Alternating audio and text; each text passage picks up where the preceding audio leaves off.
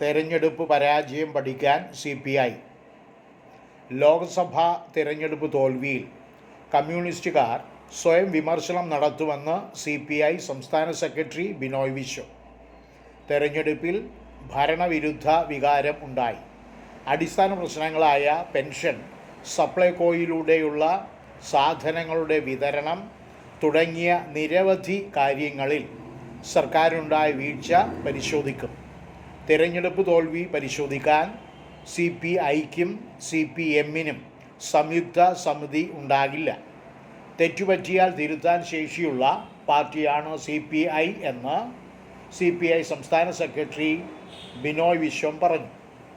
ഈ മാസം 16-ന് CPM സംസ്ഥാന സമിതിയും 28-ന് കേന്ദ്ര കമ്മിറ്റിയും ചേരും.